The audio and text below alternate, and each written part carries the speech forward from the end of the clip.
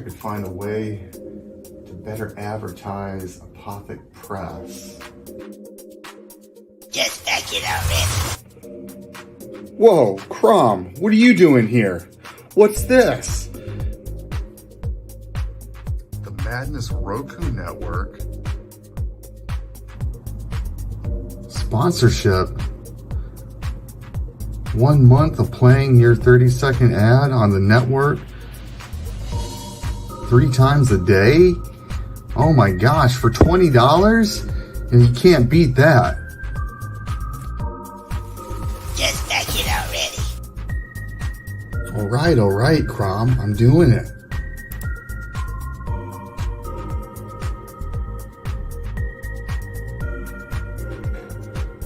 Awesome.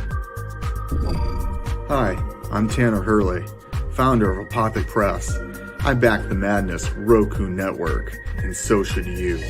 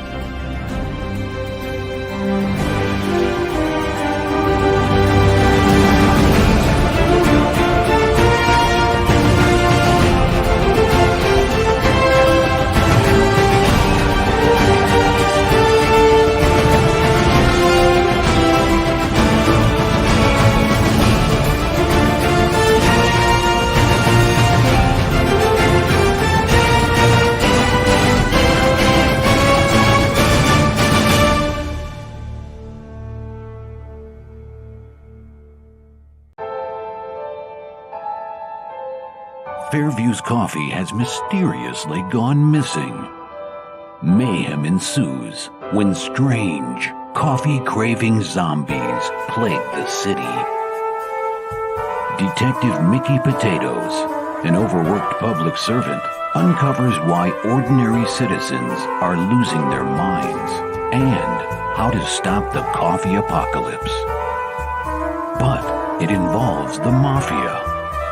And when you're dealing with mafia crime families, nothing is ever easy. The mafia controls everything in the city, including the police, including him. If he breaks the mafia, they will break him. So, the city is without coffee. The city is burning before his very eyes, but he's powerless. Detective Potatoes has the power to stop the coffee apocalypse, but if he does, he could lose everything.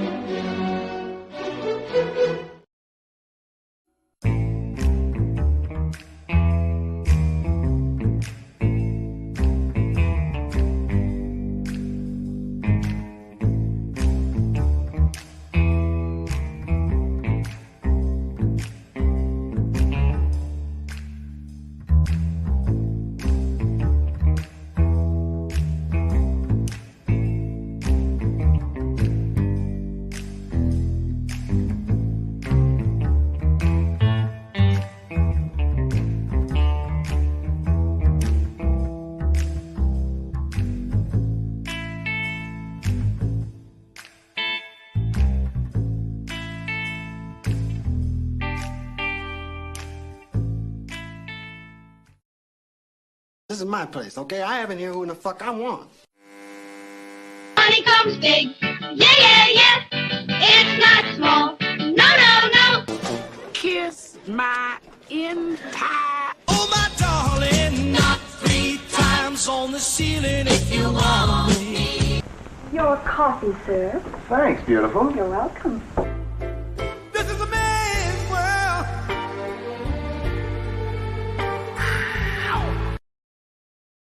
So just sit right down, relax, open your ears real wide and say, give it to me straight, doctor, I can take it.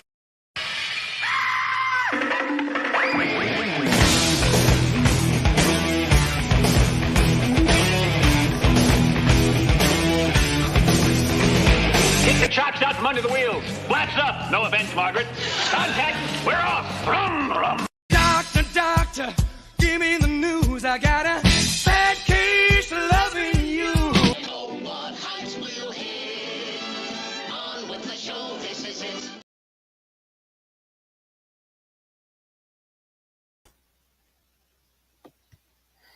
I fumbled on the 1 yard line. Hey, oh, howdy, hiya, and hello. The doctor is in. Kinda. It's almost like I haven't done this before. How the heck are you guys out there? I see you lurking. Throw me a hello in the comments, chat. Let me know you're there. Hey, it's been quite a week. I don't know how we'd get through it all without coffee. Just saying. Good hot coffee. I pray. I'm a praying man. And good friends. Like this guy. Roads? Where we're going, we don't need roads.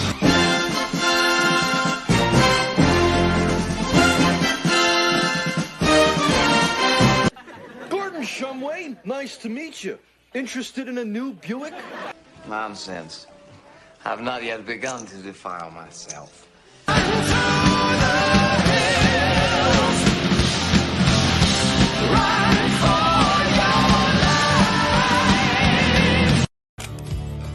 I'll make you famous. Make you famous. How are you, my brother? Man, I'm good. I'm excited for today's show, man. Yeah, I am too. I am. We've got a good guest with a very cool looking project to talk about. We got some tasty, fresh memes right off the grill, Tanner. And looking forward to getting into this show today. In case you haven't, sketchbook. Yeah. Hey, oh, howdy. Let me see. Oh, okay. All right. So, yeah, in case you guys haven't heard, there's a little kerfuffle that kicked up in the Middle East, and you kind of have to wonder how bad do you have to be at thinking to look at the history of how attacking Israel goes in the past and think, you know what, it'll be different this time. No, it won't. Last time you did it, they took over more territory. Because, you know, it is what it is. Hey, we've got a guest today that has a brand new book in the works coming out here for all of us. We're going to bring him out and let him enjoy the meme reviews and the conversation with us, Mr. Dojo Kun. Hey, welcome to the show, right? Thanks for having me on, guys. Appreciate my pleasure. My Thanks pleasure. for coming on. Sounds like it's going to be a great conversation. I enjoyed being on your show back when I was shilling for Pariah. Had a good time. Our debate wasn't a debate because we all agreed on the shit. Yeah, that happens a lot. We falsely bifurcate our audience and even our panel. That's why we play that disclaimer. Like sometimes we're arguing a side that we don't actually agree with, but we have fun with it. That's right. I think most of us that are independent creators are kind of the mindset that we're pro indie creators. Yeah. You think? Yeah. Although lately, okay. Yeah, yes, we all are. Listen, what those guys up there do, that's their business. Me, myself, I want to make good product and share it with people. That's what I want to do. And you know what? This is supposed to be fun. Can we just get back to having fun with it? Oh, that's what I want. Yeah. I have noticed a strange pattern, gentlemen, and you guys help me out with this. But I have noticed that the blood sports and the drama doesn't seem to put $1 in my bank account ever. That's right. It never does. No, not one. Tanner, have you been practicing making your phone quicker? I keep a backup one just in case. I forget, early on when we were doing the show, Tanner had discovered that the breaks are few and far between. So the next show, he came out with a mug like that. So, guys, I got to ask, Doc in particular, is it sacrilege if I'm drinking sweet tea instead? No, is that no, okay? it is not. No. It is not. Okay. As a matter of fact, sweet tea is the table wine of the South, so it's perfectly acceptable. I may not be from the South, but I've sort of glommed onto that tradition. Sweet tea is the best. Yeah. Hey, what's up, Pops? Good to see you hanging out in the chat. Oh, I missed. What brewer you chats enjoy? See, they're asking. Look, coffee is always acceptable. As a matter of fact, it's preferred. God drinks coffee. Does he?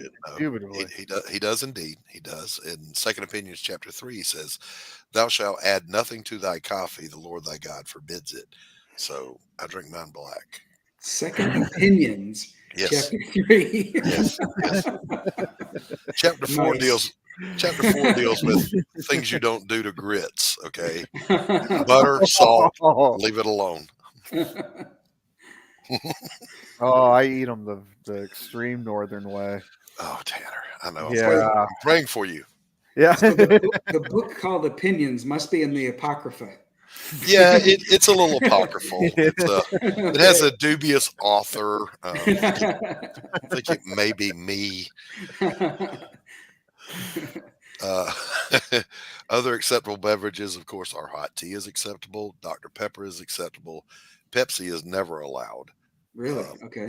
I'll pray for you if you drink that garbage. So, that's where we're at. So, yeah, I've tried not to. New generation. I've tried not to comment too much about the stuff going on in the Middle East because it's pretty self-evident. Those that believe, well, it's none of our business. We should just stay at home. Blah blah blah blah. These are not people who are students of history. Okay, and this is all I'm going to say about it. That mindset is called isolationism, and we've been there before twice. Once was called World War I, and the other was called World War II. Not a good idea. Not a good idea. It seems, if I remember correctly, we're drawn into the conflict anyway. Yeah, it will always come home to roost. So you proactively defend your interests and your allies, or you wait for them to come, and bad things happen. So not necessarily a good idea. But having said that, did it just leave me? I think I had another stroke. Hold on a second. Nope, it's gone. So it's interesting to see Israel's power, given the fact that they're really no larger than Delaware. Yeah. A religious person might get the idea that perhaps God fights for them like he said he would. Oh, the chosen people. Yeah, I may have heard that before. Yeah. But, it's the more astounding to me, that demonstrates just this breathtaking lack of education is when you see, and it's in Meme Review, but I'm going to put it up here anyway. It's when you see things like this,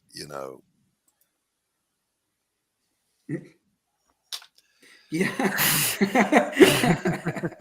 It is breathtakingly stupid. Okay, so I'm going to repeat what I've said before, and that is this. I'd like to see all those people just step foot in Palestine and see. Just go to Michigan and try it. See how much of a warm welcome they would really receive. Go to Dearborn, Michigan, and try it. That's where my office is, in Dearborn. No way. Bless your heart. Yeah, bless my heart. Yeah. Oh, you're out of Michigan? Yes. Okay. Yeah. So I'm originally from Michigan. So. Oh, okay. I work in Dearborn, but I've been working from home since COVID hit. I only hit Dearborn like once every other week. Okay. There you go. There you go. But yeah, it's just one of those things where you cannot, young people, please hear me. You cannot listen to a TikTok video and build your historical knowledge and your ideology off of that. I'm sorry, it takes more effort than that. Yeah. Otherwise, you just come across as stupid and dangerously so. Grow up. Oh my gosh, that went deep quick. So yeah, we want to get off of that. I just spoiled part of meme review though, Tanner. I like what Madness said. Dojo knows how to survive in Dearborn. Avoid the no-go zones. Yeah.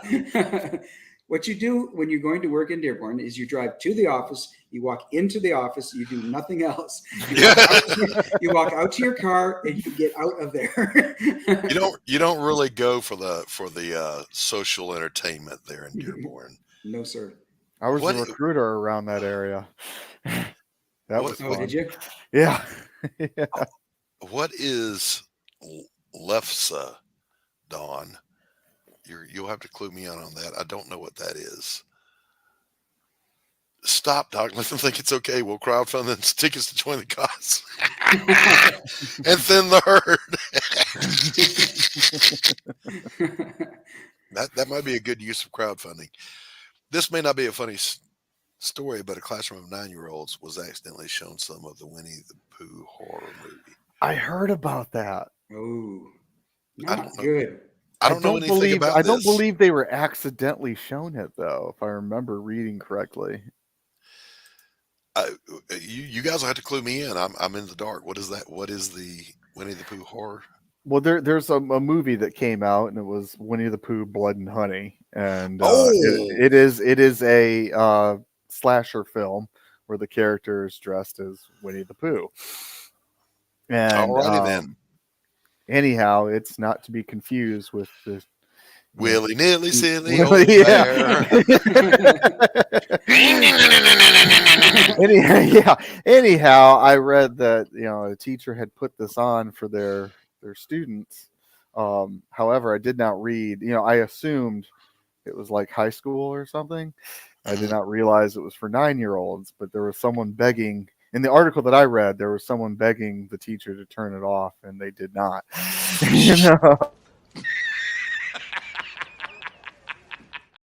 It is consequently more funny when I realize it's 9-year-olds. Maybe I'm a horrible person. I don't know. A breathtakingly stupid society we live in. Laugh, but yeah, I can't change it. It's here comes Pooh to cheer me up. It'll probably hurt. Thanks for noticing. Yeah, thanks for noticing.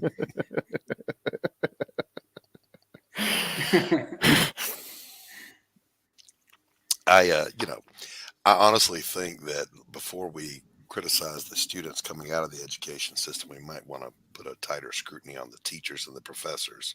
Amen. Just saying, Yeah. When you have college professors coming out and telling you that if you have a peen, you are in fact a woman, then it's time to go back to basics, boys and girls. Let's teach civics again. Let's teach the classics. What's wrong with real education? Just my humble opinion. I mean, if you don't, you end up with things like the Orwellian newspeak that we have to speak here on YouTube. Right. It's. I mean, Dojo, do you ever catch that when you're doing a stream? You know that there's landmines that YouTube doesn't allow you to touch. Yeah. And you have to catch. I feel like I'm drowning because I have to stop myself from saying what I would say to a normal group of adults in a normal conversation, and use the newspeak language to get around it. I don't know if you run into that. Yeah, all too often we run into having to walk on eggshells to be very careful for a number of reasons, but not the least of which is YouTube's, sensitivities, I guess. Yes, they're fifis. Yeah, right. They're fifis. And that's what it is. It's, I remember when we got the word, I don't remember how I got the word. It is now okay to talk about the virus which shall not be named, where before, if you even mentioned the name of it, you get a strike. Oh, it's current events. We're grown-ups. We're having a conversation. My show says not for kids when I post it. What's the problem? Are you telling me there are adults that are going to be traumatized by the mentioning of the name of the thing that we all know? And I still am scared to say. Yeah, right. Which is, by the way, yes, one of the reasons we're moving to Roku. Now, Pops and some of the other creators, they have other reasons for wanting the Roku network. Me personally, I just want free speech. I want to be able to talk like a grown-up. Yeah. This is the filtered show, boys and girls.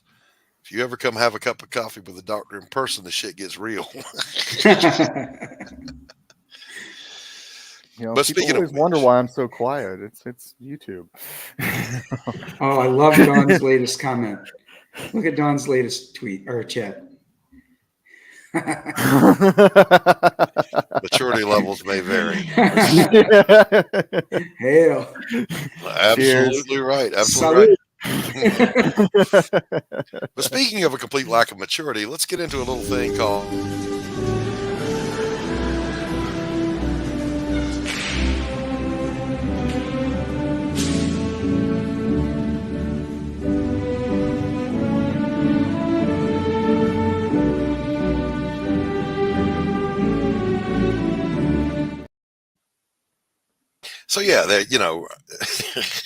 I got to bring that one back up because it's the star of the show today.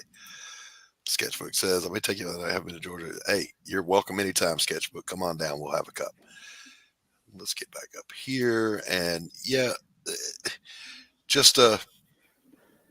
that may be the most analogous thing I've seen in quite a while there. And then there's this one for my musician friends. I just came across this one the other day. Listen, this is a reality. I remember when I was playing actively in a band and we were doing shows all over the place.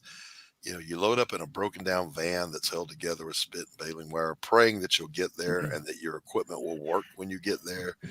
You have to lug all the shit in yourself, set it up yourself. And by the time you load out, you're ready to murder somebody. This one is, in fact, though a meme, it is a headline story and is true, coming to us from our friends in Australia. Thousands of people planned to attend a barbecue in front of the home of a vegan Australian woman who took her neighbors to court over the smell of meat cooking in their own backyard. Oh, sweet Jesus. This is an actual photo from the event, and it is epic level trolling.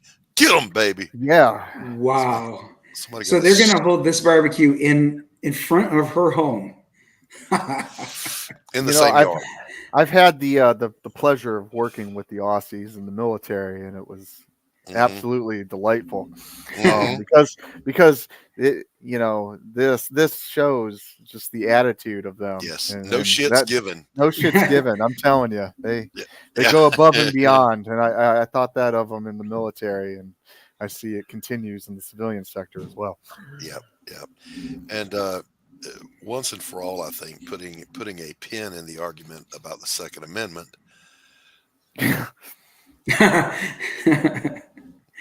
Oh, speaking of the Second Amendment, guys, I always tout this out there. If the government wants to come and take all of my guns, they better bring a bunch of their own. And, here's the interesting thing, particularly where I live. When the government was ordering everything shut down, our sheriff here said, understand what I'm about to tell you. We will not enforce any unconstitutional law. And I was like, hoorah! Hey, that's my boy. That's my boy. Let's see. Hail, Past Master Dan and Fanta. Yep. My co-host. Shigama. Fanta, always lovely to have you. Yeah, if you want the guns, you're going to catch the bullets. I mean, I did not say that.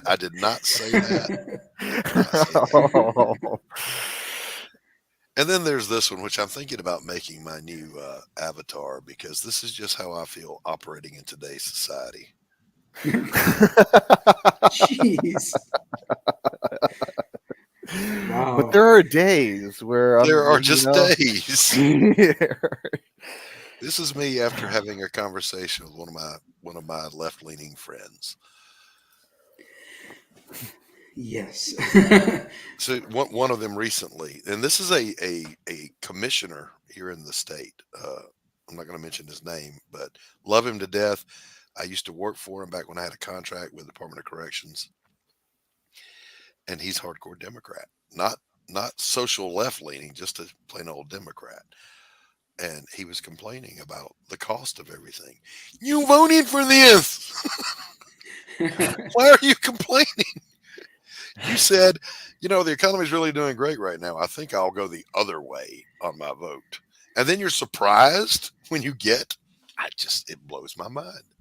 It's mind blowing. So this has been another exciting episode of Squished for time here. We got to jump into our next segment because I want to spend a lot of time talking with Dojo about his project.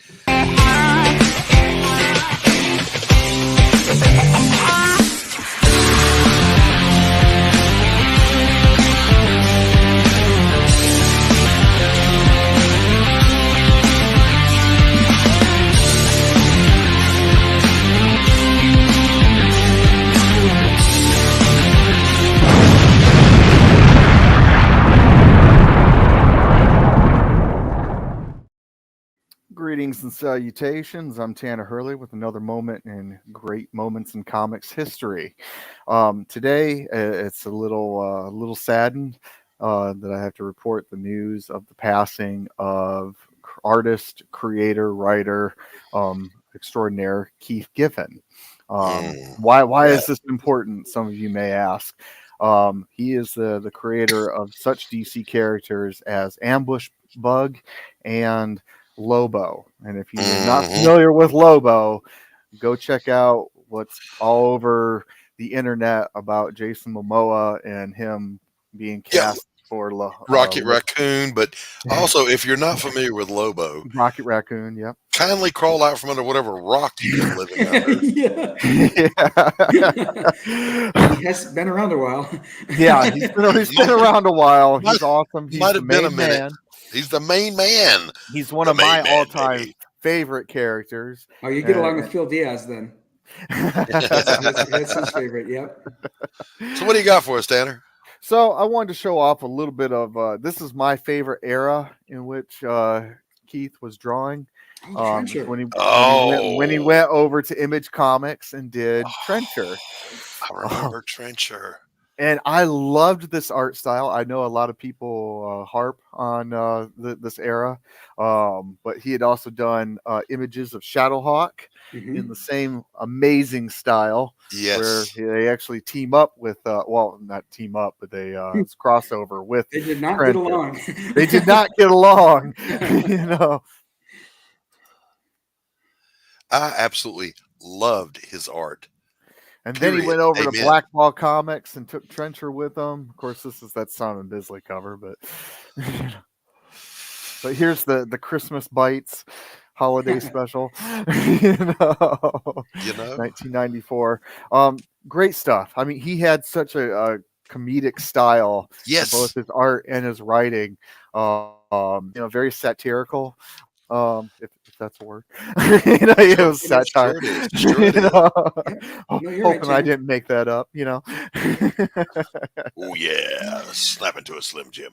But yeah, even his did you see his last post that he told the family to post?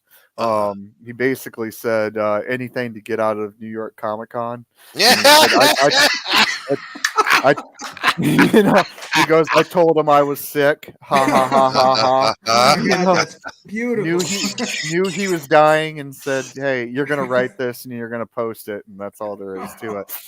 And awesome. Like I said, it's one of those things. I teared up when I read it. It was that style, baby. That style. Yeah. Only Keith Giffen. That's how you go out. Happy and sad at the same time. Yeah, that's how you go right there, baby.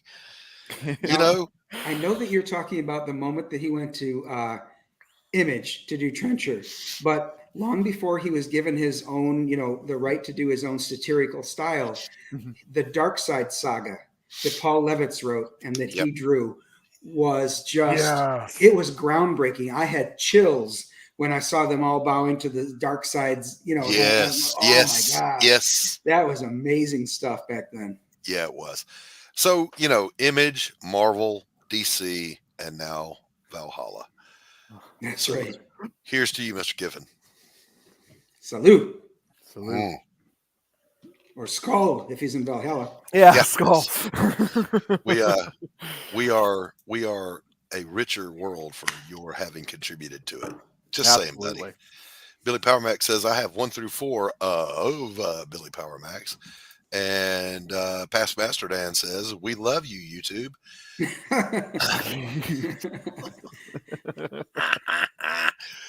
He just spelled it wrong, that's all. Listen, I am so thankful to the YouTube overlords for keeping me from wrong think. Right.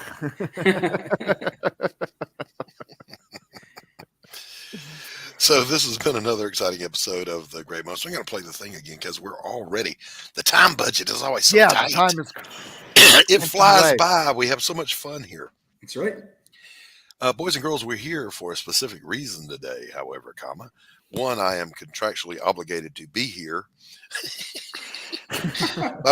my probation officer said I have to. And also, we're going to be talking to Dojo about a new project he's got that just launched, did it not? It did on Friday the 13th. Nice. Great launch. And first, before we talk about the project, why don't you tell our chat, who may or may not know you, a little bit about yourself. Hey, yo, Finatra. Hey, Finatra. Thanks for being here. So, about me. Outside of comics, I'm a fraud examiner and anti-money laundering specialist. So, comic books are a side gig. They are a hobby, albeit a very expensive one. You got that right. As far as comics go, I've been collecting for 50 years. I started on the way to Florida one time. We were stopping at 7-Eleven to pick up some snacks, and Dad said, you want to buy a couple of those comics over there to read in the car? And I bought Amazing Spider-Man number 196 and Uncanny X-Men number 126. Never forget them, and I still have those exact 2 copies of those comics. Oh, nice, man. Nice. I will Good never for you. sell those. Now, they're well loved. You can tell when you look at them that I had them since I was 7 years old. So read them for a very long time. Decided at one point to try my hand in comics. So I wrote before you go to there, let me ask you this then, because I'll always ask this question. I was kind of the same thing. Pick up something off the spinner rack where your parents got them for you, whatever. But what is the first comic book you recall that you got your own money and you went and you said, I want that comic? What was it? That would probably be DC Comics Presents, in which there was a Teen Titans preview. So that was the issue with Green Lantern. It was Superman and Green Lantern, but in the middle there was like a 8 to 12 page preview by George Perez and Marv Wolfman of the new Teen Titans. Oh, man. Very nice. What a great comic book to make your first, man. Your first chosen comic. Right. Sinatra said for him, it was Spider-Man 2099. Oh, man. 2099. Really? Heck yeah. That was a good one. Youngster. All right. Thank you. Appreciate it. Yeah. Now, I remember when the 2099 stuff came out, it was like, I'm going to roll the dice on this. You don't know what's going to be good and what's not going to be good. Right. I went with Doom 2099, and it was okay. It was good. That was pretty good. I enjoyed it. Hello, Brianna, my love. Brianna, Great how to are you? have you. Yeah, Brianna. Our European I enjoyed X-Men 2099. Yeah. It was good. I enjoyed that one as well. Yeah, I mean, back in the day, in the 90s, you could put the letter X in front of anything and it would sell. I mean, That's true. It really would. It really now, I know a lot of people are down on Ron Lim's art, but I enjoyed it. I thought he did a great job on that book. I got no complaints. I always liked Ron Lim. He did good on Infinity War, too. Yeah. Yeah. Yes. So Infinity War, and then he was big on he did Silver Surfer. That guy.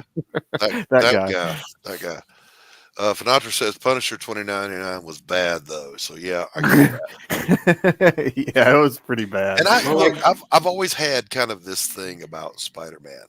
that I don't want anybody but Peter Parker in that identity, right?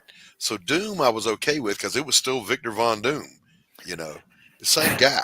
He just, you know, new territory. I get that people love, what's his name? That's the Spider-Man 2099, and they like Miles Morales. I'm sorry, it's Peter Parker or nobody for me. Okay. Sketchbook says it was Spawn #1 with his allowance money. Ooh.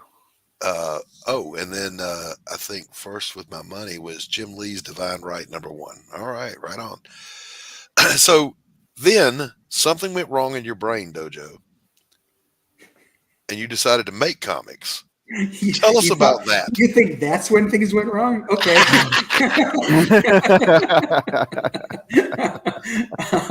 So yes, I wrote a She-Hulk script because my favorite character. I could go on for a very long time about her, so let's not do that.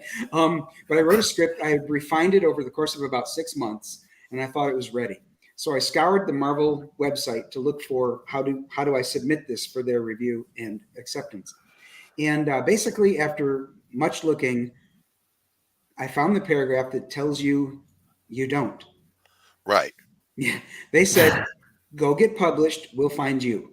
Mm-hmm. So I did find a small press publisher. It was called Affinity Storm Press. They were looking for somebody who could help them write comics and with their accounting. Oh. So I was like, wow, have we met? Okay. So I sent them my script and my resume. And Hail, brother. They hired me within an hour. So I wrote for that company. I wrote Shadow Faction. Issues number 0, 1, and 2 were published. 3 was completely written and drawn, but never did make it. And when was this? What kind of time? This was roughly 2010, 2011. Okay. All right. Okay. In 2011 and 2012 and 13, I worked with a company called Red King Press, similar to Affinity Storm Press, but for them, I wrote Siamese 1 through 4 for Red King Press. Mm-hmm. When we parted ways, and it was, I'll have to be honest, it was pretty acrimonious. I said to him, either pay me the money I'm due or sign over Siamese that it's my IP. There you go. He did not have the money that I was due. So he signed that over reluctantly. And I then re-released Siamese 1 through 4 under the Dojo Kun banner. I started my own company in 2014. Nice. There you go. Now, similarly, let me share with you. Okay. I had a publisher / writer rip me off back in the 90s. For my last issue, he kept my pages and he never paid me. Oh. My pages, he said, he had gotten inked by Williams, Art Williams. Was it Art Williams? Who am I thinking of? Y'all help me. Williams. Al Williamson? Al Williamson. Oh, okay. What? Yeah. Like the Al Williamson? The Al Williamson. And I thought, that's where you spent my money, was to pay for him. Right. And you gave him also the pages. So, because he can sell them. That's some shitty stuff. So my thought, Dojo, was I didn't even give him the option. I think I'm just going to take over that book and make him sue me. Oh, okay. Did he? I'll just come out with it all on my own. Did he? Has he ever paid me? No. No. Did he sue you? No. I haven't yet come out with it. Okay. I'm not going to say the names on a live stream because it might get ugly, but he was on a live stream here recently with someone, and I confronted him, and he goes, "Oh, yeah, just hit me up backstage, and I'll look around for those pages for you." Okay. This is too small of a world for you to pull shit like that and try to hide. Sorry. All right, that's enough of that. So anyway, moving on with your story, not mine. Okay. So not too long ago, I was publishing comics, like I said, under the banner of Dojo Kun Comics. I did Siamese. I did, I did quite a few Toro Tales. I did a compendium of my characters that was my homage to the official handbook of the Marvel Universe. I did one called Alliances, where my character Breathtaker was going to be I'll call it the host of each issue, like Batman was for Brave and the Bold. Oh, and then I would rotate in other of my characters. So I did a lot of those. And then I was posting a lot of my characters on Facebook before I'd even discovered Twitter. I was on there, and a guy named Greg Levitre saw me posting my characters, and he said, Dojo, these characters are pretty cool, but you probably shouldn't put them out here on Facebook until they're published. And I said, oh, they are published. So I gave him my website link, and he's like, oh, dude, have you ever heard of Comicsgate? And I'm like, no, I haven't. He said, well, here's what I want you to do. Without any bias or anything, go watch Michael Bancroft's show.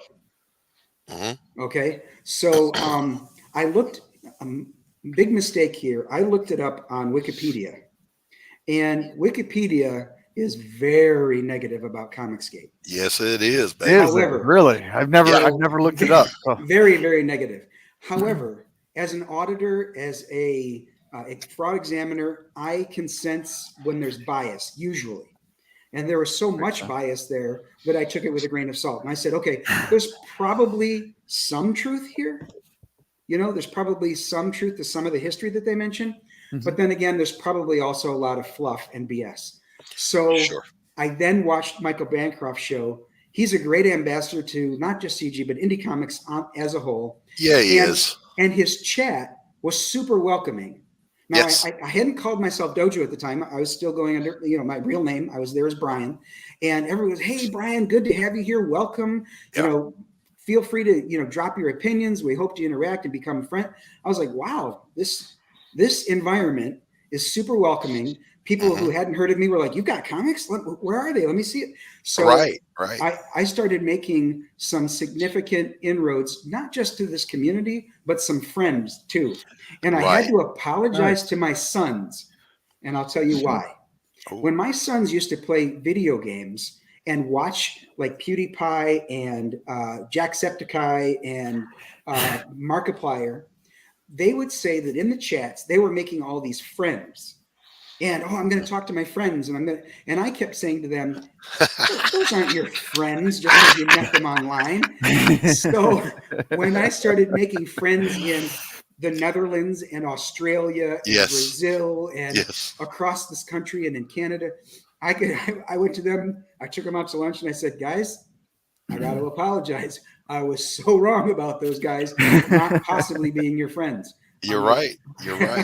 And it's a true story, it's not just friendship. Tanner and I are friends, but it's also the professional relationships you develop with really serious creators. Yes. And they're not big Uber names. They're just hardcore, really good creators. I give to you Max Devill from Atrocity Press. The guy's just cranking out quality content and knows what he's doing, and just super cool guy to know. Mm-hmm. He's just one example of dozens of people I have met that are amazing creators and very welcoming. Excuse me. Like you, I had heard all this bad stuff about Comicsgate, right? Uh-huh. And I came into the community, and immediately, I'm a retired counselor. Okay. I kind of know a thing or two about personalities and human interaction. And I discovered something. There were assholes and there were good people. Mm-hmm. Like the entire world is. Yeah. Any group of thousands of people, there's going to be assholes and there's going to be great people. Exactly right. Exactly. You just and I could sit here and name a bunch in either category. Same. But I'm not gonna. I don't have a list though. I do not have a list. He's making a list. He's checking it twice. Right. I have, listen, I don't do you can't talk to that guy because I don't like this guy who doesn't like that guy who likes this. I don't do that. Oh, you can't, Right. No, you'd never have, content for your shows. Or... I have good friends in this circle who are friends with somebody I can't stand. Sure. And, okay. That's cool. Yep. Hey, welcome to adulting. Adulting 101. Where you have to make up your own mind about how you feel about people. All right, so sketchbook. Yes, but you're one of my favorite assholes, sketchbook. Not call you out by name. I'll say this though, it's a wonderful community of independent creators, whether they're CG adjacent, or even if they hate CG, who cares? It doesn't matter to me. I judge individuals by their individual behavior, by the content of their character. Exactly. Yeah, right. Yeah, absolutely. Unless they put sugar in their grits, in which case, just fuck off. I don't. Okay, well, it was nice, guys. Thanks for having me on.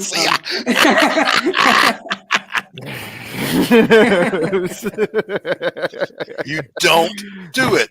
Happy birthday, KSSS. Shigama, brother. Shigama. Hey, let's talk about what's going on right now with Dojo, Coon. All right. And this wonderful project you've got going on. I'm excited about this project because in addition to the universe that I've created, I've over 150 characters in the universe. This one here is outside of that universe because this is in the author's universe, and the author is Janice Hardy. She's written this. She's an award-winning novelist. She wrote a trilogy called The Healing Wars, and my wife read it first and thought that it was damn good and suggested that I would like it too. She said, now it's geared toward a young adult audience. It's going to be a really fast read, but I think you're going to like it. So give it a chance. I loved it. I thought that Janice is a great author. I love her world building. I love the little nuances that she puts in there, some of which we'll talk about when we play the trailer and look at the campaign. But yeah, I thought it was so well done. And I had just finished reading it when my friend Steve and I started talking. And I said, hey, you know, it was top of mind. I had just finished it. And I said, Steve, I just read these 3 novels. And he's like, oh, yeah, I read The Healing Wars. That's great. Do you want to talk to the author? I'm like, nice. Well, first of all, yeah. Second of all, how are you going to do that? And he said, I work with her husband. No. Yeah. So, and get this, they're not local to me. Janice and her husband are not in Michigan. I won't say where they are, but they're a long way away. So Steve said, but her husband and I work remotely on projects. Right. And I can get you in touch with her. And I said, yeah, great. That'd be awesome. Even if it's just to say, you know, good on you. Nice job. Yeah, but right. I pitched my idea to her. I thought this could be well adapted into graphic novels. And she agreed right away. She and her husband are kind of comic book fans, not like you and I, the 3 of us are, but they are fans. And she thought that'd be a great idea to adapt the novels into comic books. All right. So now, you just covered a huge topic there very succinctly. You meet what, online or like we're doing right now on a backstage, or? Yes, first we met. Yeah, it was like this. I did a StreamYard, you know, not broadcast live, but in a back room, and we talked about it, and she was excited about it. We hammered out the licensing agreement, and from what I've learned recently, there are many different ways to handle a licensing agreement. Yes, I think that most importantly, she and I are happy with it. Right. So, I mean, you don't come to an agreement unless both sides are happy with what's being brought to the table. Yeah. So she's totally get that. On board. She understands my passion and excitement for doing this. She went to my website and saw that I've been making comics for a while. I'm not just a hack. Well, maybe I'm a hack, but I've been doing this for a while. You're a good hack. You're a good hack. Yeah. And she said, you know, we'll do this for a certain length of time. So yeah, I need to get going on this. I have my artist is Zilson Costa. Zilson worked with me on Siamese 3 and 4 years back. Okay. So he's back in the fold with Dojo Kun Comics. I'm so happy to have him because not only is it a good working rapport, but he's great with some of the specific skill sets I was looking for. Notably, he can draw teenagers that don't just look like smaller adults. Right. You know?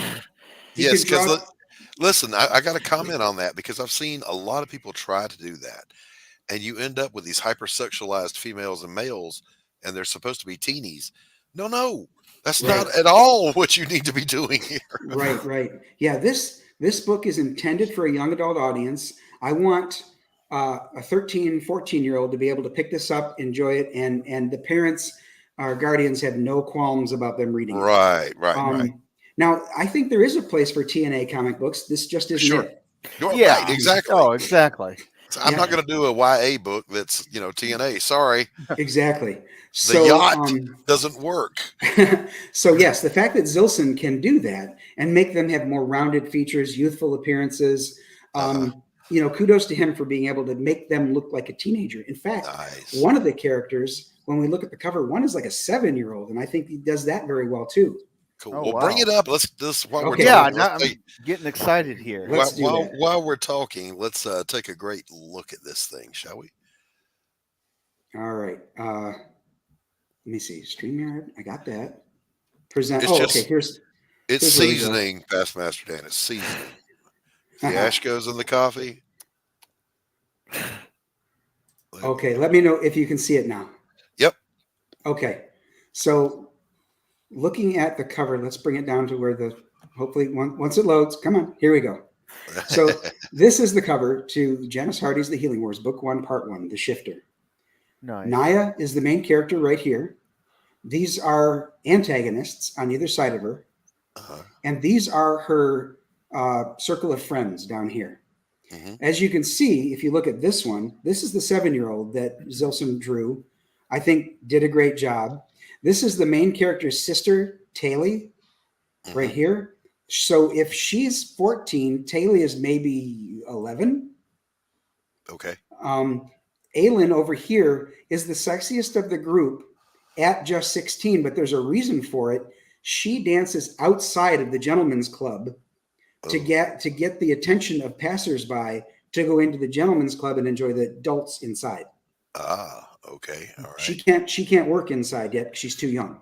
Now, if I asked you for a 30,000 foot synopsis of Shifter in toto, what would it be? It would be hitting play on this. That's what I'm talking about. Are you guys ready? Yep, let's do it. Okay, let's do it. Naya is an orphan with a rare gift. Others with this gift can take pain from a person and transfer it into the cobalt blue metal known as pinvium. But Naya's gift is flawed. She can only transfer pain from one person to another. Orphaned on an island nation occupied by a conquering enemy and trying to locate her missing sister, Naya has to make sure they don't find out, or she'll be weaponized against her own people. Be sure to back Janice Hardy's The Healing Wars, Book 1, Part 1, The Shifter, from Dojo Kun Comics. Short and sweet. Oh, yeah. So a couple of other details, though, that I'd like to share with you is Taylor, her sister, can transfer the pain into the cobalt blue metal, okay? Right. When they do that, they can fashion that metal into weapons. So imagine I'm wielding an axe. I hit you with the axe. You've already got the pain and wound from the axe, but then you're also delivered the pain of 12 other wounds. Wow, forget that. That was so yeah, the weapons in this world become, I guess, in a sense, enchanted. Although it's not considered magic, it's an innate ability. I would say she never uses the word mutant, but kind of.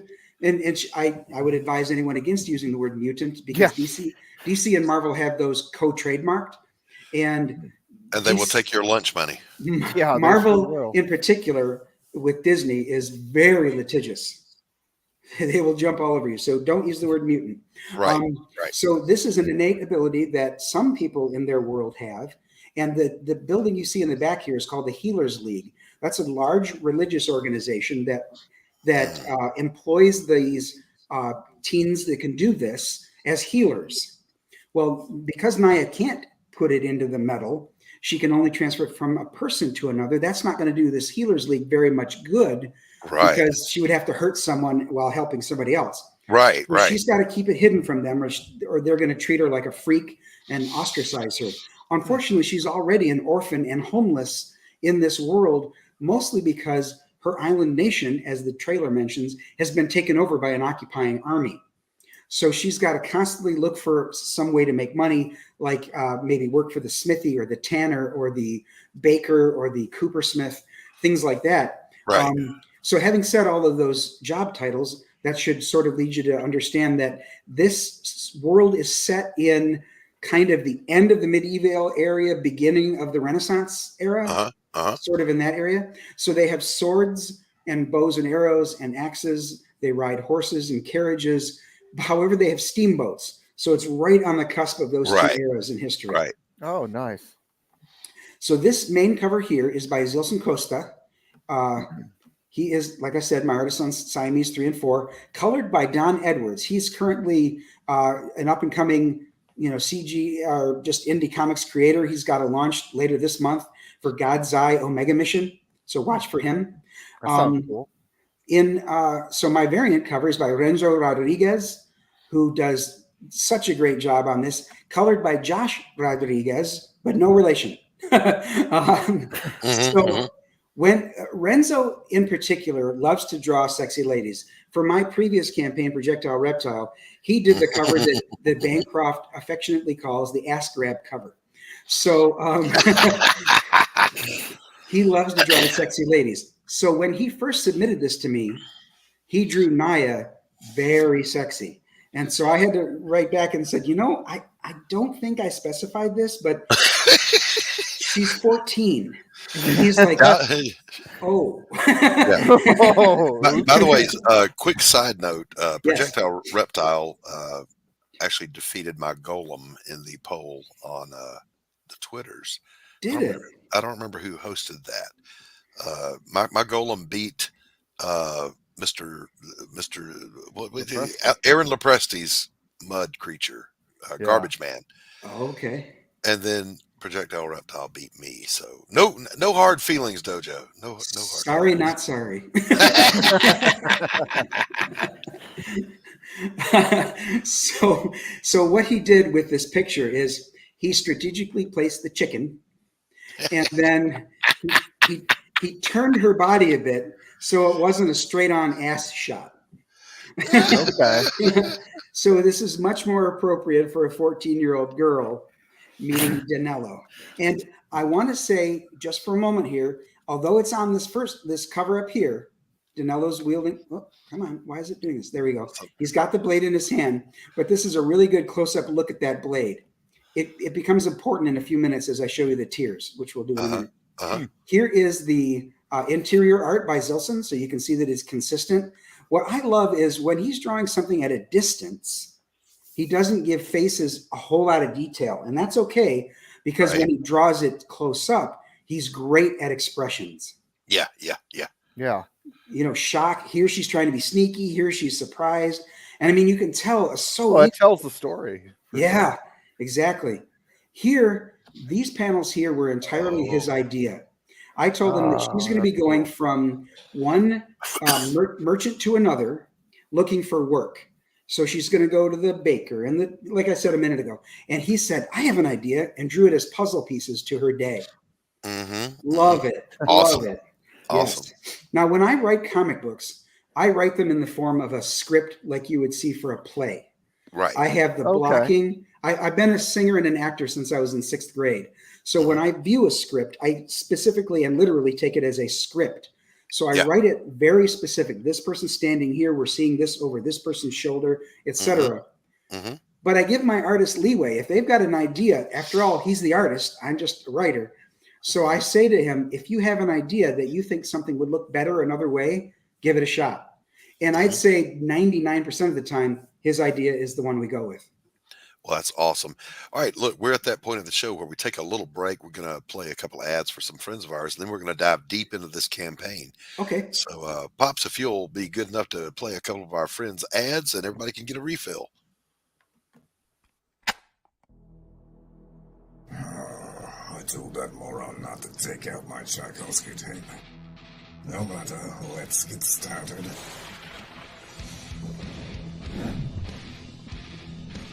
Here we are, Nancy Moon. The last time we left our heroine, she had just joined my esteemed colleagues at level M. And the soldier who cannot stop talking, a magician with a money issues, and a vampire with a checkered past. But there are other teammates she's yet to meet. One in particular might be a little bit shocking for her. I do hope she's not allergic. Back it today, won't you? Like right meow.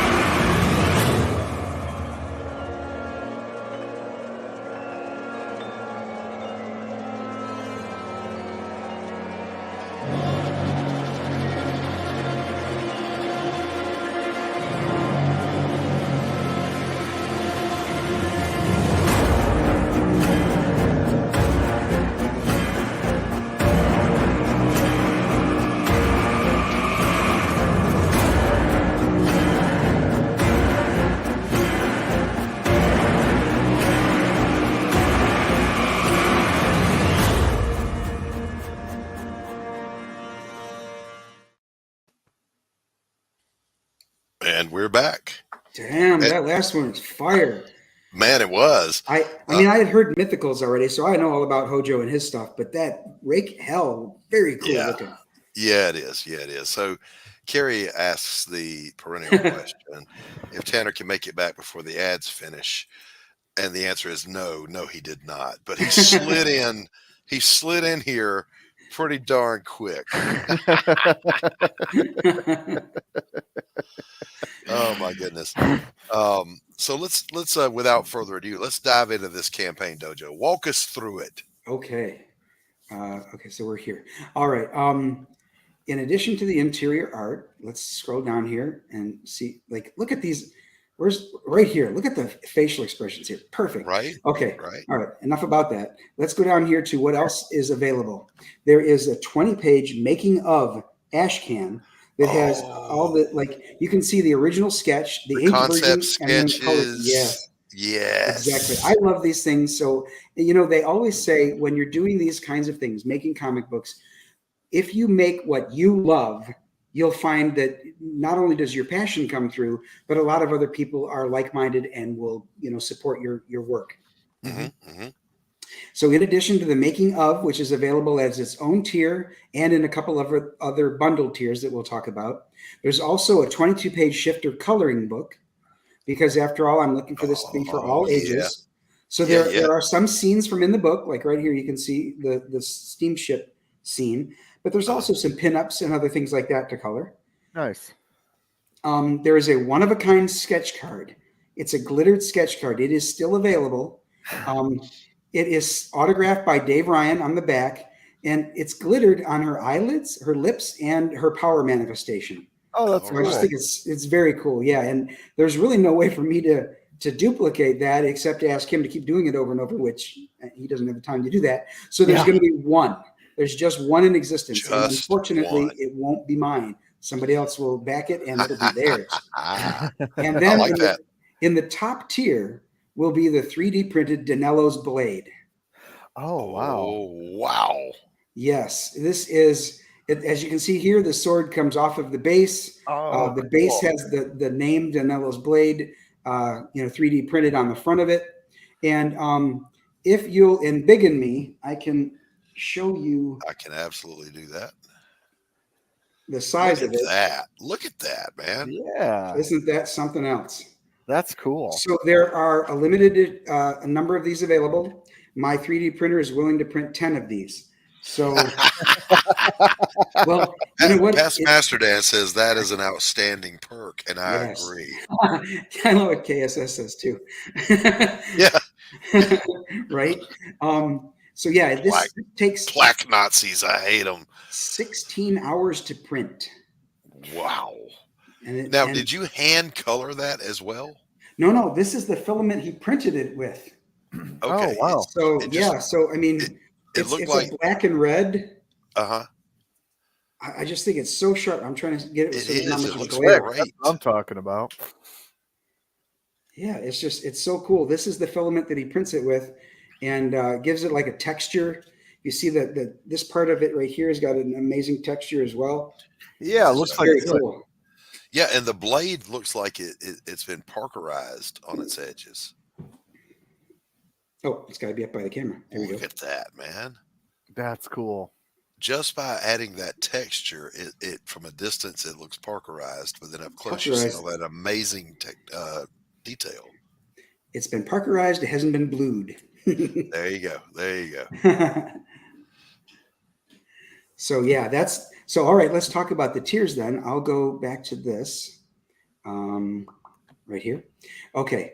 So the tiers that are available now in Fund My Comic, I have very few complaints about Fund My Comic, but the one I have is you can't order the tiers. They will appear in dollar value order. So the first one here is the making of Ashcan at just $8 plus shipping.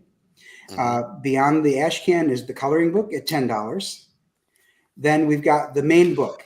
So this is a 28-page full color comic book. It'll be saddle stitched, and it's $15 each. I figured the $25 price point is probably a thing of the past. So I'm going with a $15 price point, especially with only 28 pages. I mean, if this was like a 60-page book, I might think about a little bit more, but we're going Right. So that's for the main cover. For the Renzo Rodriguez variant, it's just $18. Mm-hmm. And then for $45, the Healers League tier includes both covers, the ash can and the coloring book, plus any stretch goals we hit. Wow. Very nice. And then I like that. I like that. I keep saying lastly, but I keep forgetting that this is in between. This is the one-of-a-kind sketch card autographed by Dave Ryan. Mm-hmm. Mm-hmm. So that's there. And then the last tier is the Healers War tier. And that is all of the Healers League tier, both the books, the coloring book, the ash can, and the stretch goals, plus the 3D print. Wow. And that one there are 10 available. Holy cow. Awesome. Now the stretch very goals, welcoming price points there. Oh yes, thank you. I took how much it was going to cost to get this done, the 3D print, and then I added up all of the other things individually, like you would, and then of course there's a discount applied, because if you add up all of this, it would be more than $100. Mm-hmm. Sure, yeah. Now for stretch goals, to be fair, I haven't selected any dollar amounts yet, because let's see it get funded first before I get all, too big for my britches. So once it's funded and I see how fast it got funded, we'll see what's a reasonable first stretch goal. And that first one will be a 6 a.m. magnet of Naya. The second one will be a metal trading card by Phoenix Animation. Oh, and then the last one is a set of chibi stickers of 5 of the main characters. Oh, cool. I'd really love to hit all 3 because, not only because of the dollars that would bring into making the comic book happen, but also, too, I'd really love for everybody to get these things because these things are fun. Now, here's my question at this point. I have to ask this. Yes, sir. The original writer of the novels, Janice, Uh-huh. she's seen this. What does she say to you? She thinks that this is exciting. She can't wait for this to succeed so we can start making these 15 comic books we have planned. Nice. So you got it planned for the long haul. That's awesome. Each novel should be broken down into 5 different comic books. So 3 5-issue miniseries. Okay. And then if they all go well, I mean, this is really thinking, optimistically, but if they all go well, I will then take each set of 5 and make them a trade paperback. There you go. And then if that goes well, thinking really pie in the sky, omnibus. There you go. Omnibus, the whole thing. I love it. That's the right way to think about it. I love that. You've got to have the kind of passion that you intend for this to be ongoing and reach those goals. Because if you're thinking defeatist right from the beginning, it might be a self-fulfilling prophecy. Yeah. So instead, plan it all out and do your very best, slog through it day by day to get it done, but also have that, the journey of 1,000 miles begins with a single step. So plan the 1,000-mile journey and start taking the steps. Yes, absolutely. How do you eat an elephant? One bite at a time. That's right. Or with a really big fork. It's awesome. This is truly good looking stuff, man. I am fortunate that Janice herself is my editor. That was through part of the agreement is she has final approval on the script and any of the art that goes into this book. Oh, wow. So that's that puts a lot of pressure on you as the writer, doesn't it? It kind of does because, I had to write this script and keep her vision, her world intact. Right. And I would have wanted to do that whether she was my editor or not. But what's great about it is that she will make sure that her vision is what we put out in this comic book. Yeah. I mean, but when you're writing a script, Brian, as you know, you are providing the voice for characters. When you were drawing from an existing work, now you've got to pick up the voice that someone else has created and get it across. Yes. And that is no easy feat. So kudos to you. Thank you. Yes. The first 28-page book, the one we're talking about today, distills the first 92 pages of the novel. Man. So it's about, it's roughly 1/4 the number of pages that it covers in the novel. So I had to, of course, pick the scenes that would best move the story along, that would require the least amount of exposition.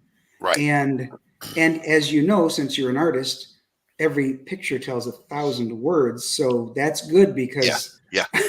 I need the artist to be just as much a storyteller as I am. Yes, absolutely. And what a great segue to say that's another reason why having the right art team is so vital to, especially an adaptation. Yes. It has to keep her vision intact. Now, did your penciler read the novel material, the source material? I'm not sure because his primary language is Portuguese. Okay, all right. He lives in Brazil. Okay. And he speaks English pretty well. I just don't know if he has the gumption to go through 400 pages of English. Right.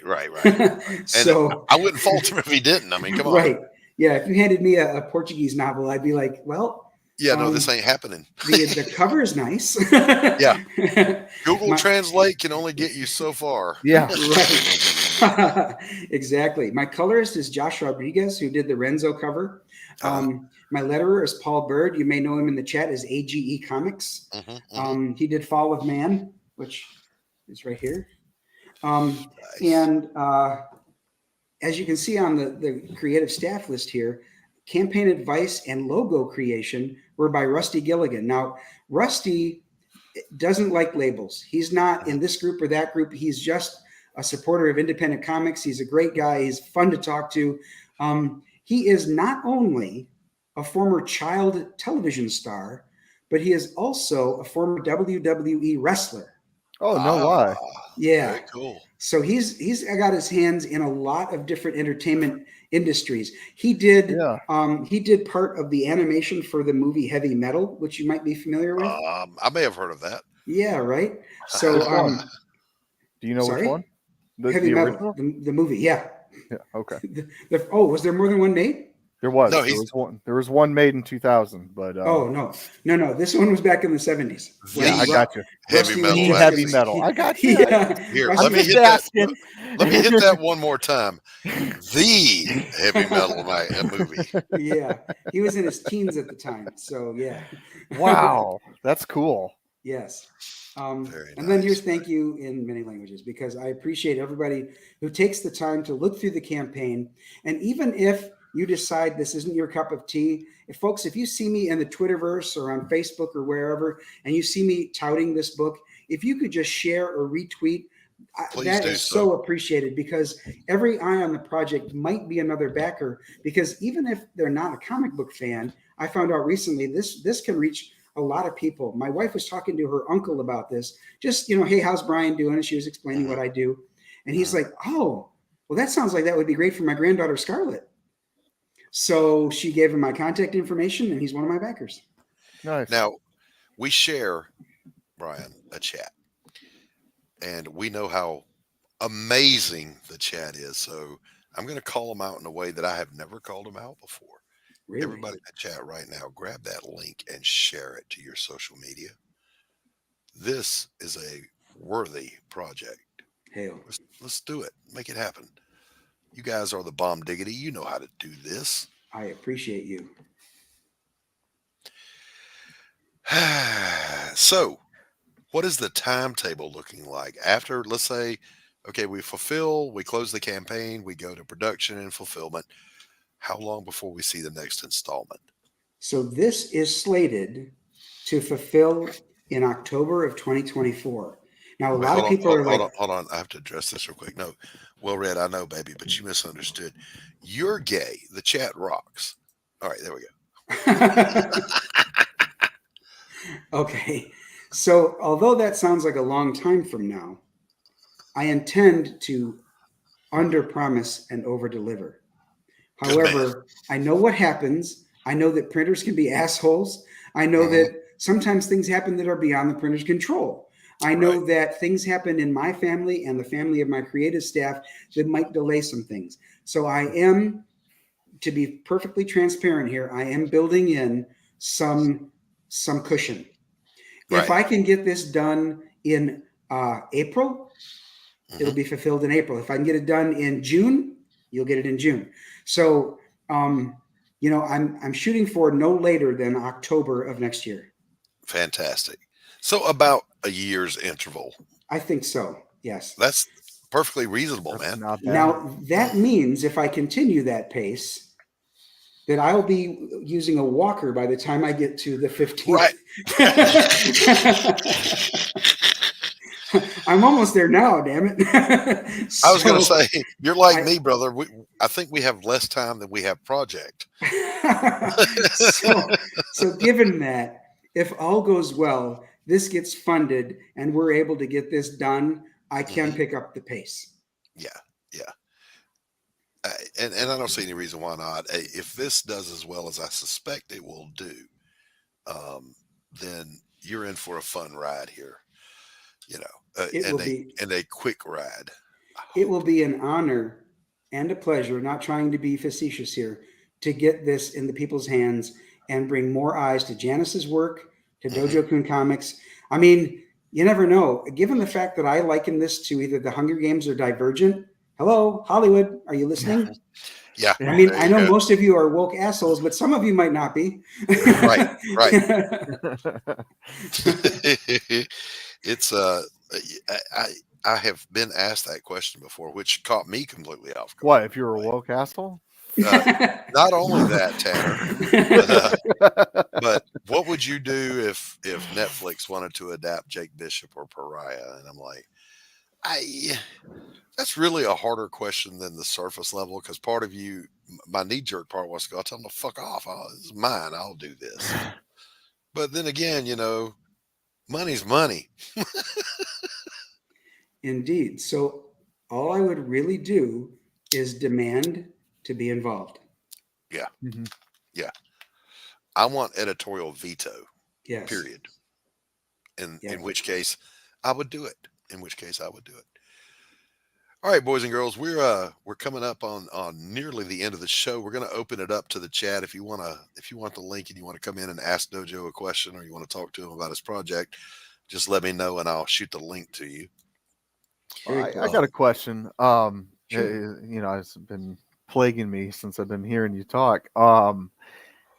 So what is the process like of taking the dialogue from the book and adding it to the comic? Do you edit any of that when you're editing the size of it, or does all that get put into the comic? So on the surface, I like to bring everything that's said in the scenes that I select to the comic book verbatim. However, having said that, there's also the idea that you really shouldn't exceed more than 20 words per panel, because you need to have room for the art. Yeah. And if you exceed 20 words, give or take a couple words, you're filling it with too much exposition, and you're taking away from the fact that this is a very visual medium. If you want to write prose, go write prose. This is a comic book. So if somebody's saying something and they're taking a whole paragraph to say it, I did distill that down in some instances. And again, had Janice's approval. Okay. In some instances, she said, you kind of took this part out, and I really need that to be there. I'm like, it's back. There you go. Put it right back. That's what you do. That's what you do. And there was a time, and I hope it comes back. I appreciate that comic books and graphic novels are a visual storytelling medium. I, on the other hand, am not scared of a lot of words. I remember back in the 70s and the Silver Age, some of the comics would get really verbose. I didn't have a problem with that. The art was there, and I appreciated the story. So, as long as you don't drown the art in the wordage. So I'll admit this, not in this issue, but in the next issue, God willing we get there, there will be a page with not talking heads. I hate that. But there will be a page with two people and talking down the middle of the page, because they have a conversation that's very important to the story. I did the same thing in Pariah. There was some exposition that just had to happen. It was fundamental to the whole story arc.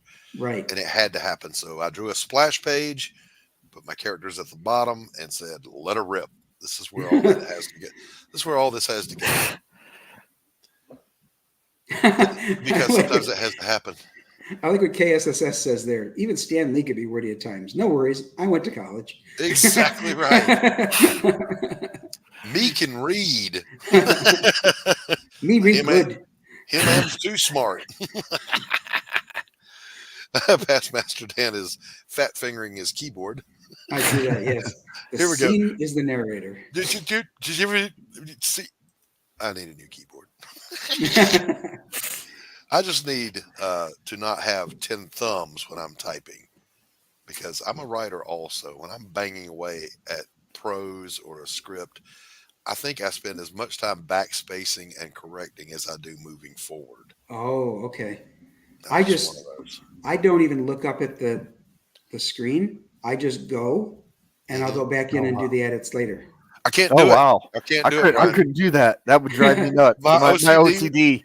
My OCD will not let me do it. Well, see, Past Master Dan hits on a topic I was just about to mention. He's kidding, I know. He says, I think I'm autistic. I actually am. I have Asperger's syndrome. Okay. So there are some things that things have to be a certain way for me. And, because I'm armed with the knowledge that those things are true, I temper that with an understanding that things can't always be your way, Brian. So keep that in mind. For those that don't know, Asperger's is not a cognitive feature of autism. It is a fixative. I've worked with a few in my counseling career. One guy was so smart, I felt like an idiot sitting in the room with him, and I'm a fairly smart guy.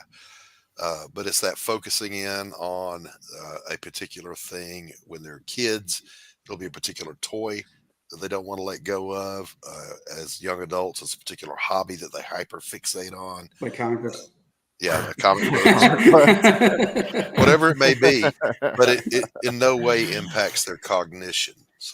So when I was in the 10th grade, I dated a gal named Deanna who learned that I liked comic books and that they were all in order, alphabetical order, numerical order, in bags and boards in my dresser.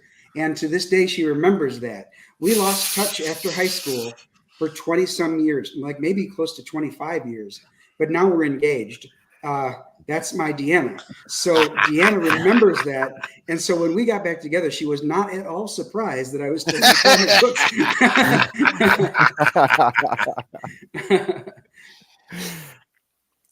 Yep, true story. And, I think that we've talked about this on this show in particular. The creativeness, the talent is in our blood. It's going to come out somehow. If it's not art, it's going to be music. If it's not music, it'll be sculpting. If it's not that, it's going to be writing. Somehow it has to come. It has to. Yeah. Tanner and I backstage were talking about creators who don't create. What's wrong with you? How do you even breathe on any given day? Right. Oh, Stephen B wanted to pop in. So Stephen B, welcome. Hey. Hey, how's it going? Hey, Stephen. You got a question or a comment for our pal Dojo?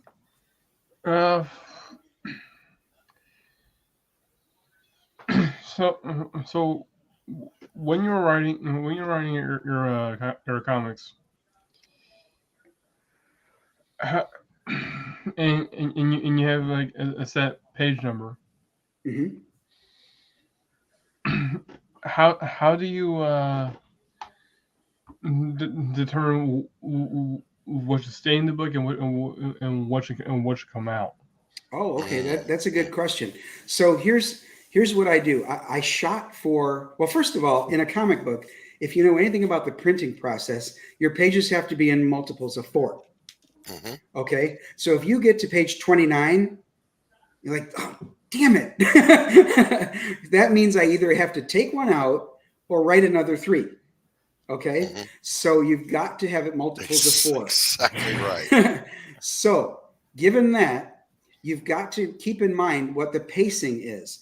If, for example, you've got a splash page because you really wanted the art to stand out, could that be a half page instead and bring it down to, bring that down to 28 pages?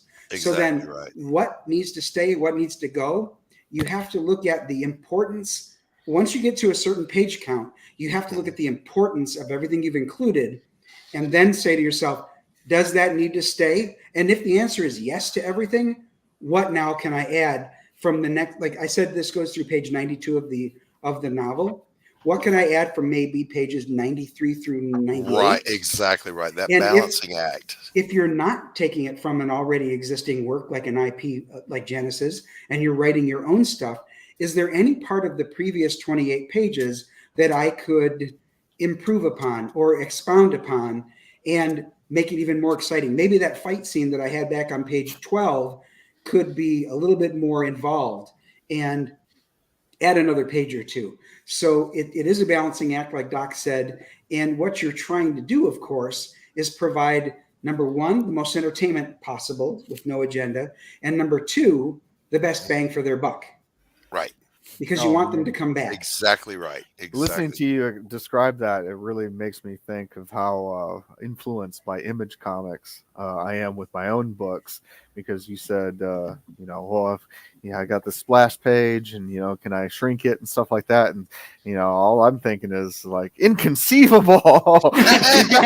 you got to keep the splash page. That word, I don't think it means what you think it means. One of my OCDs in doing that very thing, Brian, was that I never like to do a scene break in the middle of a page. It's got to make it to the edge of the page. But when you're editing, sometimes you've got to do it. And I ran across that in the last book I was doing, and man, I about had a meltdown. I don't want to do the meanwhile back at the hotel, and then switch scenes in the middle of a page. But sometimes you got to do what you got to do. You have to serve the story. Another thing you have to consider is the page turn. So you get to the end of the page, you want them to want to turn the page. And sometimes it's a dull, I'm reading the story, so I'm turning the page. But sometimes you get to the end of the page and they're like, oh, what happens? I got to turn it now. You know what I mean? You've got to have that anticipation. And sometimes it's not as dramatic as I'm making it sound right now, but that's what you're shooting for. Yes. Well, I don't know. I find myself, I'll be like 2, 3, 4, 5, 6, and I'm like, okay, does that work? Listen, speaking of I do that. I'll have my hands out like they're the comic. Yeah. And I'll be looking at my script and I'm like, yeah, okay, does that make sense? Does it make, because you're absolutely right. You want to create a page turner, One thing I learned to do way back in the 90s when I was doing indies, I had a huge studio, and I had the presence of mind to cover the walls in just plain old corrugated cardboard so that I could pin my pages up as they would be in the book. So splash pages here, then the next 2 pages, then the next 2 pages, because not only do you get to see how the page turn is going to look, you're going to make sure that, these 2 bottom panels aren't the same thing and whatever. And one of the writers I was working for, he was a terrible writer. And he had said, we'll use the right turn on 1, 2. All right. So page 2, bottom right panel is X. And then page 3, bottom left panel is Y. Well, X and Y were the same thing. And so I called him and I told him, and I said, do you want me to change that? You just draw what I write. Let me worry about that. I'm like, well, all right, Scooter, I'll do that very thing. Keep the money coming. I'll make this as bad as you. I'll make this whatever you like. Whatever you say, Peter Cheeks. One of the things I try to pay attention to, really pay attention to, is when you're doing like double page spread. Yes.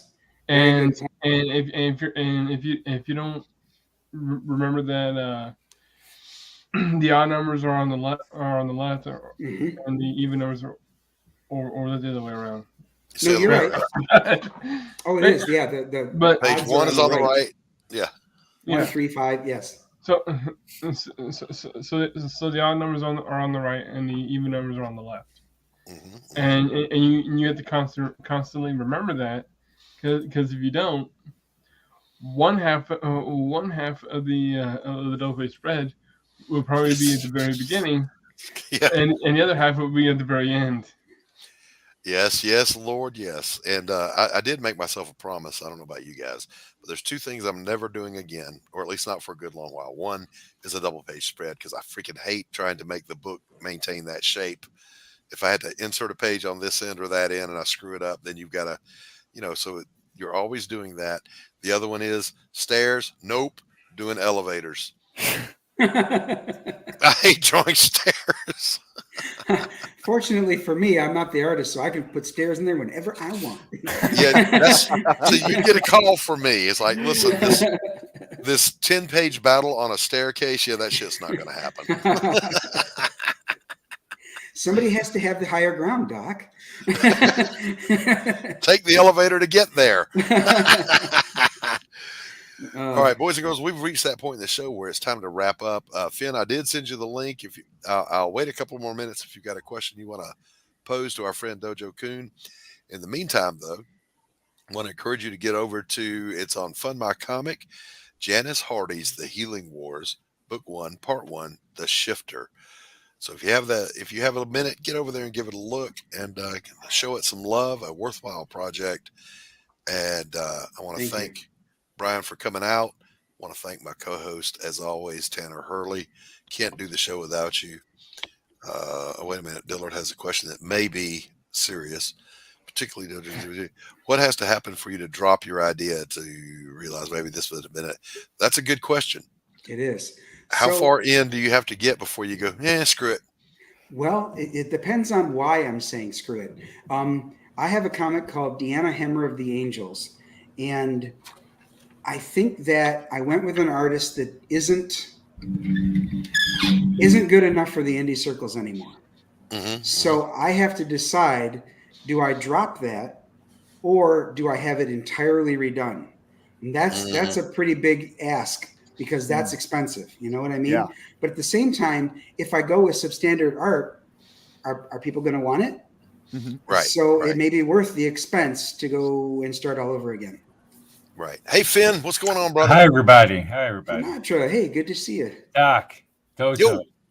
Yeah, I like Tanner over here. I think he's my favorite new YouTuber.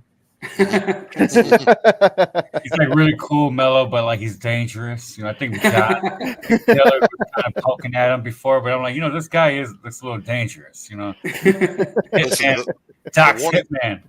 The warning is if his face goes flat and you get that dead ass stare, bad things are about to happen. You better back up. And Steven, hello. Good Watch out now. That's cool, man. Yeah. Good stuff you got going on, Doc. I tried, I hang out because my schedule's all messed up and I should be sleeping right now. But if I wasn't, I wouldn't know you were streaming. Every Wednesday at 1 p.m., Doc's Coffee Shop. And sometime during the week, we do a free refill. So at absolutely no cost to you, the viewer, you can come on back and get a free refill. You always wanted to run your own little cafe? No, not at all. Cafe, not at all. None. Gay theater next door. We got that. We got like some childhood places and some gay theater and it's freaking whatever. I'm that guy that if I had a restaurant, the first time somebody gave my staff a hard time, they'd have to shut the doors because it's going to be a bloodbath up in that bitch. Yeah, I don't think so. All you got to do is be pretty cool and gangster. Was there a problem here? I worked for an Italian dude. He wasn't, like the guy who he wasn't insecure. He wasn't like a bullshit dude. You know what I mean? But he liked that Tony Soprano kind of image. You know what I mean? Yeah. But he wasn't a punk. He wasn't a sucker. You know what I mean? I know exactly what you mean, Sinatra. Yeah. I have an Uncle Vito. Uncle Vito. Yeah. Like, they like that shit. They like the archetype. They like being that guy, but they're really good at it and you don't fuck with them, but they treat you fair and they're not gangster like that. You know what I mean? But, you see the gun. Guys are gentlemen. We're all gentlemen, right? So even Doc, I'm sorry, not Doc. Even Doc. Dojo was saying earlier, you're a savage caveman. I want to talk to you. Even Dojo was speaking. So Dojo, I don't have really a question. I just have kind of like rhetoric or just whatever. He has phenomenal content. I got some stank for your ass. You got some stank to bring up in here. Hey, listen, two things. One, it's not Vito Morelli, is it? Because he's the bad guy in my book. It's not Morelli. No, it's TC. All right. Good deal. It's not Vito Giswaldi from Dick Masterson's podcast, is it? Yeah. Oh, God, no. That'd be a younger uncle, and then that's just some weird Puerto Rican shit there. We were talking about that. We were talking about coming down from the source material, a novel, into a comic book. I'm doing my next comic book is A Damn Dirty Thing, 16 pages, but I'm also doing a novella of it. Oh. And Tanner and I were talking backstage about how do you go from 16 pages of content to 150 to 200 pages? Holy crap, I've never done this before, and it's hurting my brain. So Good. a lot more Done story. learning. Yeah, that's right. If it ain't painful, you're not growing. Yeah, and you're don't let you. Yeah, I'm going through it right now. You know what, Doc? I want to show Tell you. me. Tell me, brother. I want to show you something. Mm-hmm. You both. Yeah. Okay, so check these it out. this is a rough draft of what I want to put together on one sheet. I want to have everything in my face. Look at everything I did yesterday. Wow, dude. So the Asperger's is strong with Sinatra also. Yeah, I am. Yeah, but you know what though? I've learned something about my obsession. Is that it can really drive me. Yes, absolutely.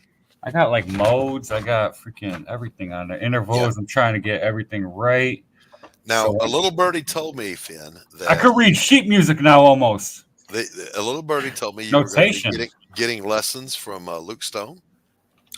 You, Luke, and Clutch Boogie, Jim. I got a whole laundry list of people I need. Yeah, to I'm gonna get Bruce Lee a guitar, man. I've been playing. Hell yeah! All right. On that note, we're gonna have to sign off. We're gonna run up against the show that comes in behind us.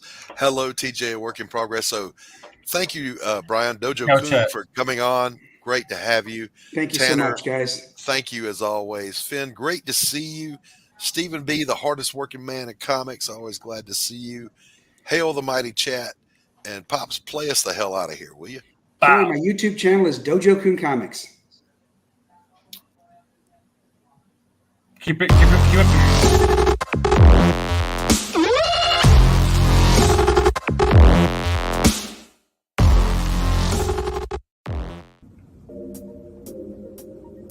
Oh man, I wish I could find a way to better advertise Apothic Press. Just back it already.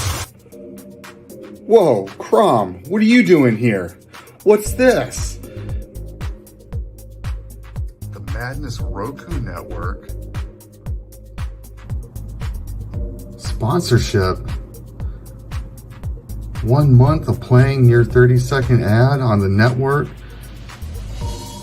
3 times a day?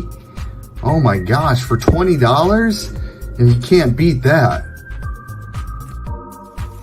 Just back it already. All right, Crom, I'm doing it.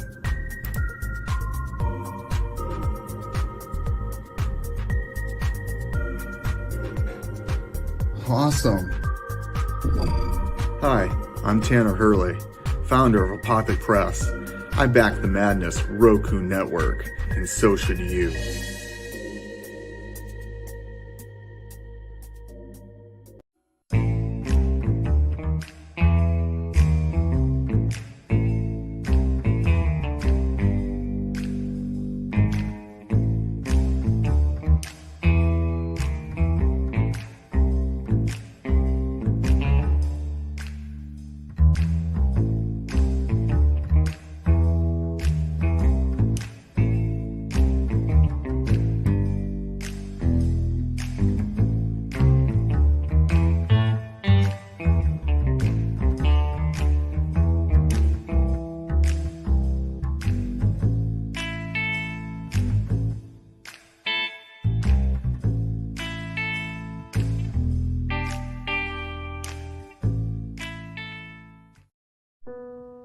Bringing you sex, sass, and style. Buckle up and unlock your imagination for a fun adventure with these death-dealing dames. They sail the galaxy in search of spoils. The most dangerous acquisition, and the most fruitful, are the legendary Splinters of Yggdrasil. The Splinters are magical artifacts forged from the Tree of Life that wreak havoc on the universe. The missions are perilous, but the bounty is glorious. Enjoy our hyper-fictional wonderland. How is a pirate ship sailing through space? 'Cause magic. How do they heal so quickly after battle? 'Cause magic. How are they able to communicate through jewelry? 'Cause magic.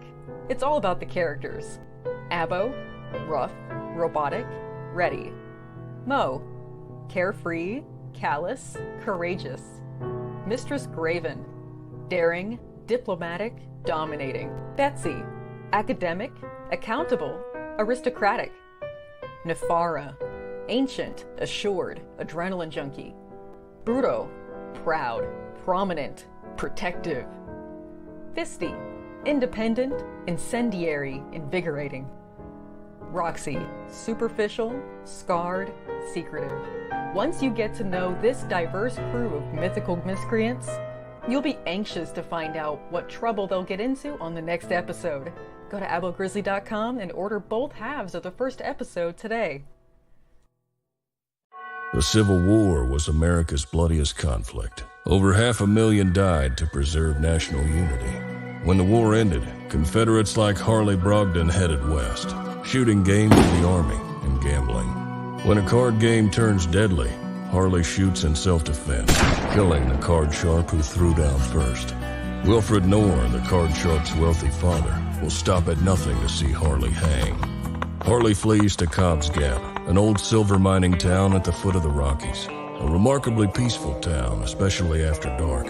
But the sheriff harbors a dark secret, and no one dares go into the mines anymore. Cobb's Gap is full of secrets. People speak in hushed tones of something in the mines. Something worse than their cursed sheriff.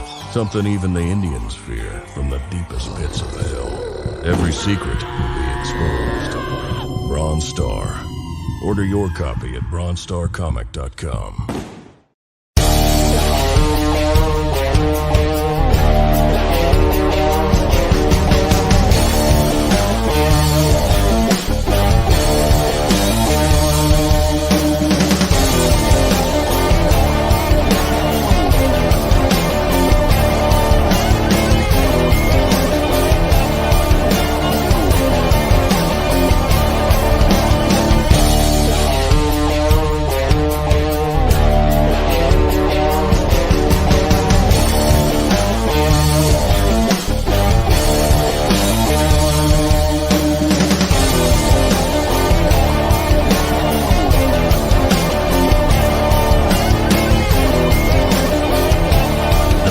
Entertainment Group presents the Madness Comic Network with original programming and additional comic-related content.